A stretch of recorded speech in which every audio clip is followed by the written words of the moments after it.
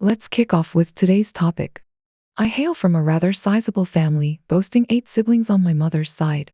She stands as the eldest, and consequently, my maternal grandparents find themselves surrounded by a swarm of grandchildren, 40 to be precise. Financially, they're not exactly thriving, making the notion of leaving behind an inheritance seem improbable. On the flip side, my father's lineage paints a different picture. With my siblings and I being the sole grandchildren, financial stability has never been an issue. However, tragedy struck early with my father's passing, leading to a fallout between my mother and grandmother. When our grandparents eventually passed away, it became abundantly clear that my mother held no legal sway over the distribution of wealth. The responsibility of managing the trust fell upon the shoulders of the 2 eldest siblings in our family, namely my older sister. Armed with 5 years of marital experience and financial acumen acquired through rigorous classes, she's adept at navigating the legal intricacies of inheritance distribution. Each sibling stands to inherit roughly $70,000, albeit with certain conditions. Access to the funds remains restricted in cases involving drug addiction or frivolous spending on luxuries until the age of 35, save for investments or home purchases. Already, 3 of my elder sisters have taken advantage of this provision, one of whom recently invested in a property with her spouse. Meanwhile, our eldest brother, after a prolonged courtship, found himself engaged to a fiancée of considerable means. Together, they embarked on a quest to find a house, opting to renovate and flip one they stumbled upon despite its dilapidated state and mold infestation. In a bid to finance this endeavor, he sought the counsel of our elder sister, the trustee of our inheritance. Their decision, however, was not without consideration for the welfare of our younger siblings, the youngest of whom is a mere 10 years old. The regulations dictate a specific time frame for repaying the inheritance money, coupled with a modest interest rate. Failure to comply would result in the trust assuming ownership of the house. Now, I'm not well versed in the intricacies of these arrangements, and I might just be grappling with confusion here. However, what I do know is that my brother isn't exactly adept at managing finances. He tends to flit from one hobby to another, one project to the next. Perhaps getting engaged has prompted a change in his financial habits, but I'm apprehensive about the potential repercussions for my siblings and me. Am I merely succumbing to avarice, or am I justified in harboring concerns about his actions jeopardizing our welfare? Would I be considered inconsiderate if I conveyed my reservations about him risking our collective well-being despite his long-standing desire to marry and purchase a home? I'm inclined to believe that this situation breaches the trustee's fiduciary responsibilities. Seeking legal counsel appears imperative. There might be grounds for her removal and the appointment of an impartial trustee. Consulting with a legal expert in your jurisdiction is crucial. Typically, estate executors are mandated to ensure adequate liquidity for all disbursements and are prohibited from making precarious investments. They could be held personally accountable for reimbursing the funds if the investment falters. Even a nominal interest rate might contravene fiduciary obligations if it falls short of comparable secure investments.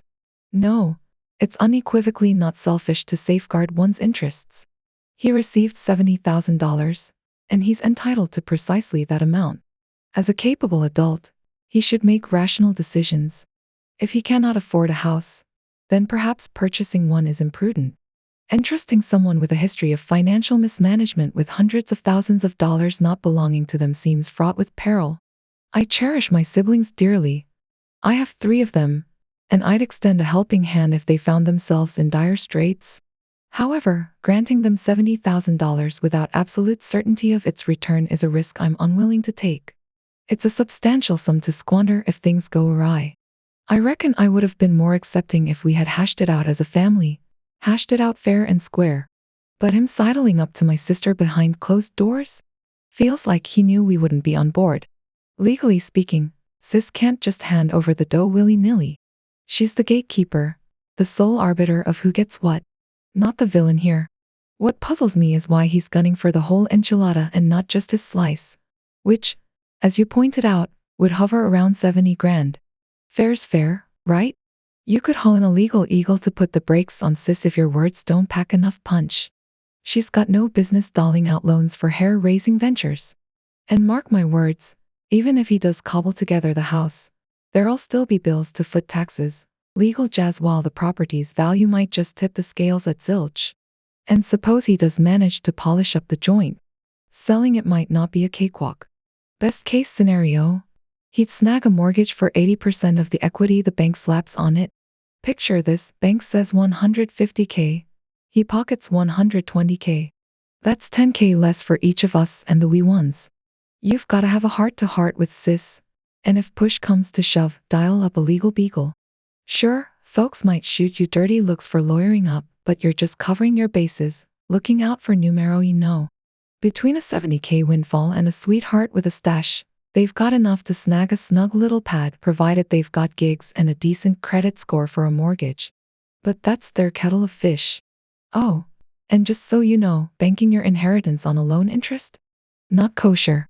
Seek a home that matches your investment, sure, but steer clear of this path and put the brakes on sis. It's dicey terrain.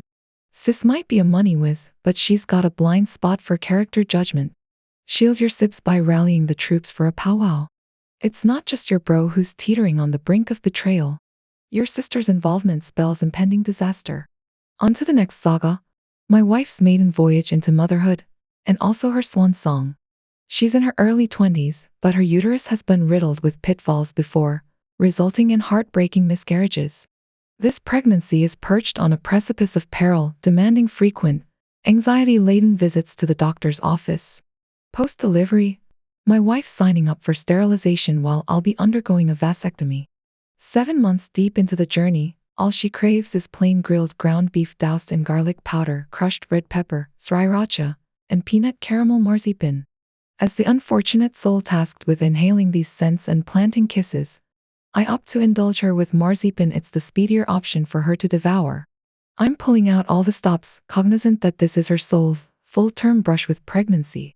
I've procured marzipan treats and stashed them in her pantry cubby alongside maternal vitamins, anti-nausea pills, and snacks. Enter my wife's sister and her daughter for a 2-week stay, graciously welcomed but cautioned against pilfering from our cubbies. On returning from errands one day, I find my wife cradling her stomach, tears cascading. Fearing the worst, I inquire, only to learn that niece devoured all the marzipan, leaving my wife bereft of her beef and everything else intolerable to her sensitive senses. Inquiring with my sister-in-law, I'm met with dismissal. Mere candy, she asserts, chiding my wife for her sugar intake during pregnancy. Refusing to make amends, she brazenly suggests I foot the bill for the pilfered pleasure. Come morning, she exits amid grumbles of mistreatment. Yet, my wife's clan deems me the villain, ousting family over a trifling matter. Silly as it all seems, I'm left questioning my stance. My wife adheres to a balanced pregnancy diet vetted by her obstetrics and gynecology: oatmeal, fruits, rice, beans, chicken, veggies, mineral water, and vitamins. Cravings don't dictate her entire diet, merely occasional indulgences. Place trust in my role as husband. I won't overindulge her whims in this precarious journey. Not the antagonist here. You set boundaries, they trespassed. Our doctors dictate the dietary regimen, not them. It's disheartening to witness such callousness from your wife's family, especially considering the trials she's endured. I'd confront them, asking why their disdain for my wife outweighs their compassion. Do they even envision a relationship with our child? Then, I'd suggest your wife block all unsupportive individuals while retaining evidence of their insensitivity. While drastic, it's crucial to address the deliberate sabotage by your sister-in-law. Absent a sincere apology, marzipan candies included, and a pledge to abstain from such acts, she's persona non grata, as are her supporters. Perhaps envy fuels her actions, longing to maintain her sole daughter with a child status. Regardless, this behavior mustn't go unchallenged. This isn't merely about snacks. It's about respecting the gravity of your wife's high-risk pregnancy. By flouting basic rules, they've shown blatant disregard for her well-being. It's better they depart now to prevent further stressors. You were entirely justified in showing them the door. They failed to grasp the gravity of the situation. Their nonchalant response just by Maury epitomizes their insensitivity. You explicitly instructed your sister-in-law to refrain from meddling with the cubbies, yet her daughter flagrantly disregarded your request. Her refusal to acknowledge responsibility and subsequent slander illustrate her unsuitability as a guest. Kudos to you for striving to support your wife amid these challenges. Your instructions were crystal clear, anything except what was in that cubby. The sister and her child displayed a staggering level of disrespect by not only devouring it but also by their insolence towards you and their refusal to make amends. You did the right thing by showing them the door, and I wouldn't entertain the notion of them staying over ever again. If they wish to visit, a hotel awaits them. Your home is off limits. Kudos for defending your wife. Her family should grasp the gravity of her high-risk situation. While I've never experienced pregnancy myself, I've witnessed the unbearable nature of cravings endured by many. Commenting on your wife's dietary choices while she's nurturing a life within her is downright unacceptable. Kids will be kids, but it's another matter entirely if your niece blatantly disregards a simple directive like "don't touch this." If your sister-in-law can't adhere to such basic requests, I'd think twice about entrusting her with more significant responsibilities. On to the next tale. Would I be the antagonist if I revoke my brother and sister-in-law's free child care privileges? My 34-year-old wife and I, both 31, have maintained radio silence with her brother Todd and his spouse Cindy for over a year now. There are myriad reasons behind this rift, best left for another time. Suffice it to say, we've endeavored to steer clear of their affairs as long as they reciprocate. Todd and Cindy tied the knot early and welcomed a daughter in short order. Financially strapped, they enlisted my wife's mom to provide free childcare during working hours several days a week, a setup that's endured for about 2 years. We've kept our noses out of it, deferring to Todd and Cindy's prerogative, and since my mother-in-law consented to it, it seemed capacitic for a while. However, recent developments have altered the landscape dramatically. My wife's mom has taken on 2 part-time gigs, sapping her physical and mental reserves, exacerbated by the demanding childcare duties. Delicate hints about her well-being fell on deaf ears, Todd and Cindy more preoccupied with safeguarding their gratis daycare than her welfare. Their indifference rankles, but we've bitten our tongues thus far. Today, everything changed. Word on the grapevine has it Todd and Cindy are gearing up for a planned addition to their brood. What's more, mother-in-law was blindsided by this news, just like us. Frankly, I'm seething. It'd be one thing if they were financially and emotionally equipped for this child, but they fully anticipate mother-in-law to add a newborn to her already brimming platter of stress and obligations. I'm already fretting about mother-in-law's well-being, and this impending arrival spells disaster.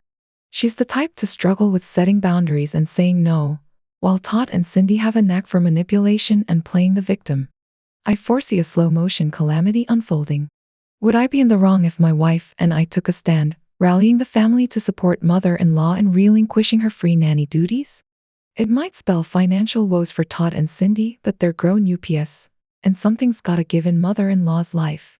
Not the villain, but you should stand shoulder to shoulder with mother-in-law, offering unwavering support. She needs to draw this line herself because you won't always be available to shield her. Entangling yourself in others' affairs tends to get messy.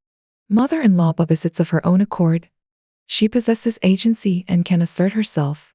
While it's likely she's being taken advantage of, making a ruckus without a viable solution risks burning bridges. Approach mother-in-law privately, delve into her concerns, and offer your aid in realizing her desires. Not the antagonist here. My family endured a similar ordeal, and my mom's yet to recover. Open up to mother-in-law, express your worries, and emphasize your unwavering support, no matter when she decides to step away from babysitting duties. The looming specter of their wrath if she dares to express her desire to step away from babysitting is a palpable fear. Help her summon the courage to make that call, standing by her side for added support. Together, she must convey to them that she can no longer shoulder the responsibility of watching their child, affording them a grace period, let's say, 30 days to secure alternative arrangements. Prepare her for the inevitable guilt trip and the false promises of financial compensation they may offer. Lay bare the stark truth. Everyone sees her anguish, even them, yet they remain indifferent. If she reaches her breaking point, seize the phone and confront them head-on. Make it unequivocal. Their days of free childcare are over, as mother-in-law shifts her work hours to daytime, rendering her unavailable. You're not in the wrong, but it's imperative to confer with mother-in-law before involving others. Frankly, it's not your place. An extended family might interpret it as meddling. Has your wife broached the subject with her mom directly, gauging her sentiments?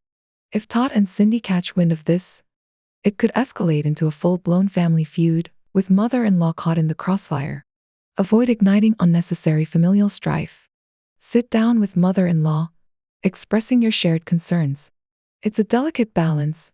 While her grandchild is precious, her well-being must take precedence. At the very least, she ought to start charging for her services she can't afford not to. Here's hoping one of them considers becoming a stay-at-home parent for mother-in-law's sake.